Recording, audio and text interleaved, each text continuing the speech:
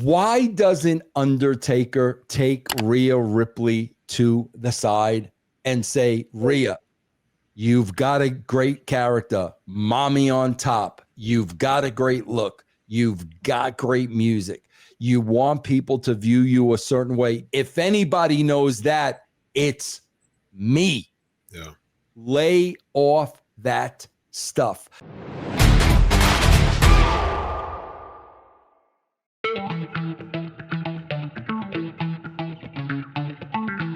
I got to tell you, when you're talking about the internet wrestling community, bro, and wrestlers and the interaction, man, I'll tell you what, like, I'm just like, I'm at the point of like shaking my head and like, why?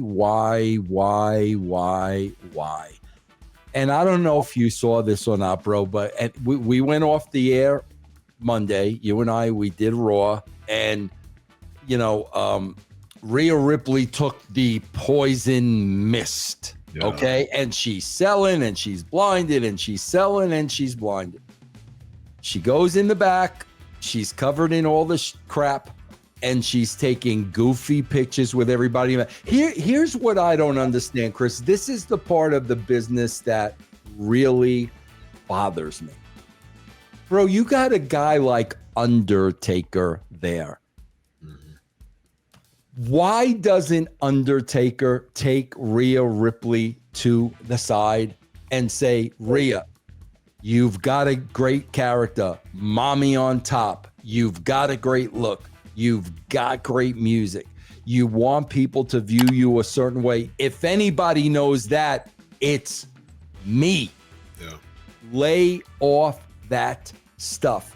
Yep. Chris, here's my thing. I'm going to the doctor of psychology here.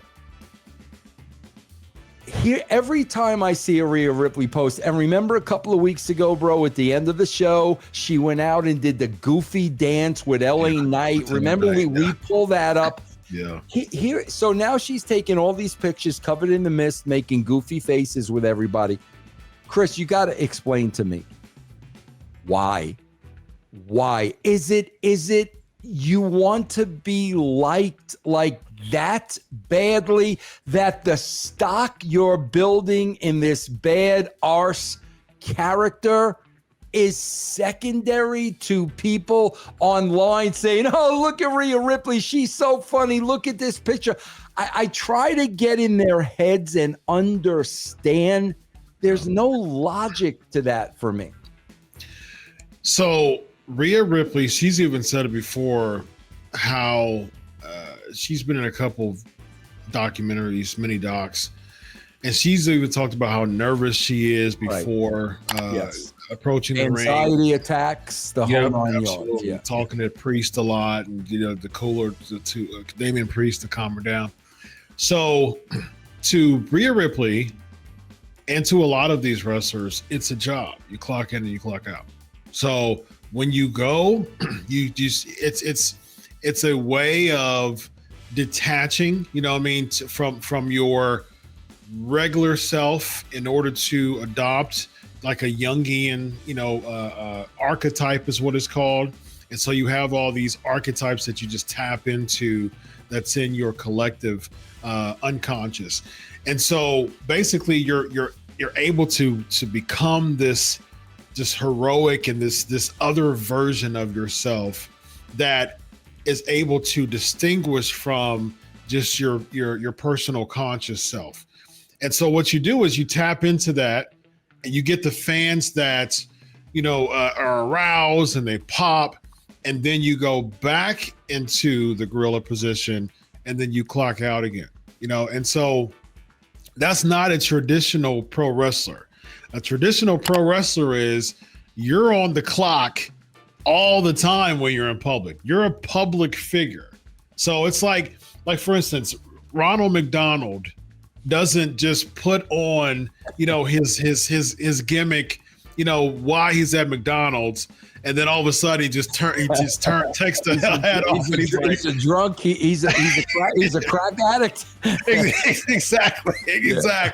Like Ronald McDonald, he is the same all the time, man. Yeah. And so he's basically coined himself for being Ronald McDonald. You don't just randomly see TMZ taking pictures of Ronald McDonald without, the headgear on, in a random car. No one knows who that is.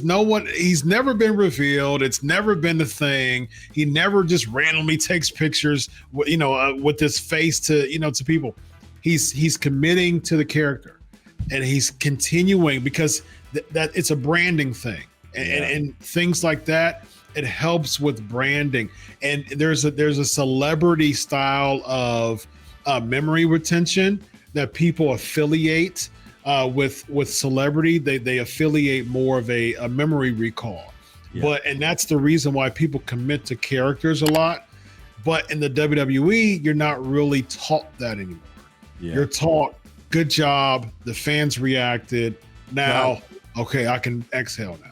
Chris, it's a perfect example when you lay that out with freaking Ronald McDonald. The perfect example, because I know I lived through it, was Kiss. Yeah, Bro, do you know what they went through to never, ever be revealed? Yeah. I mean, bro, I was a huge Kiss fan. You never saw pictures without makeup. Nobody knew. Bro, they were so good at that, bro, before concerts, they would go out in the crowd and walk around before they performed this. You never knew. And you talk about protecting a gimmick. And that's the thing with her. Like, it's like every time I see a picture like that, I'm just like, why? It's just don't take the picture. I don't understand what that does for you from a positive viewpoint. I just don't understand it. Agreed. Well, the problem is, though, Vince, they're not challenged to really commit to their character. Yeah, they're more challenged to commit to a good match, and the fans react to it. So the character emphasis is so passe in WWE. Characters nowadays are just kind of obligatory, kind of actions or obligations or obligatory just kind of spot fillers for a good match. It's all about, hey, we can throw in anybody in there as long as they do a good match. That's the reason why people were so aroused from Stephanie Vaquer versus Io Sky.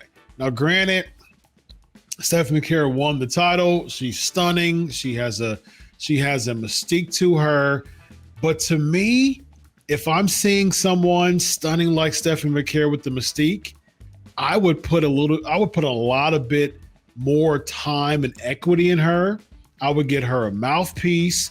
I would keep that mystique, and I would spend more time cultivating the mystique of Stephanie Vaquer instead of just saying, hey, the fans like you, the fans like how you look, and they really like how you wrestle, so therefore we're going to make you the top woman in the company. Yeah. No, that doesn't make any sense. You gotta call. The reason why the Ultimate Warrior didn't become champion after 3 months of him being there is because they still needed to cultivate his gimmick. And if you want to talk about an in-your-face gimmick, nothing screams an in-your-face gimmick like the Ultimate Warrior. But he still had to cultivate his gimmick. Yeah. And that's how it was for decades, as far as we're not just going to say, okay, you can do good in the ring, so therefore we're going to make you the top person. Yeah. No, we got to get your merch in. We got to have people starting to really invest in you as a character. Yeah. Now that doesn't matter. And especially when the company you work for is promoting a series like Unreal. Right. They're telling you it don't matter. Like it absolutely does not matter. Doesn't matter, man. I remember back in the day when me and Gene Oakland used to host a Saturday night show called WWE Confidential. I don't know if you ever remember that, but Confidential had a really interesting take to it. It was like, yeah, we're going to see the house of some character, something like that. And to me, it was like, whoa, it was like, we're peeking through the fourth wall. This was huge because we don't ever see this when it comes to characters. Yeah. But now you're making a whole series out of it and saying, hey, there's Rhea Ripley and there's Demi Bennett. But Demi Bennett is still Rhea Ripley on the socials. There's no distinction there. And when she's taking Demi Bennett pictures, it's still under the account of Rhea Ripley.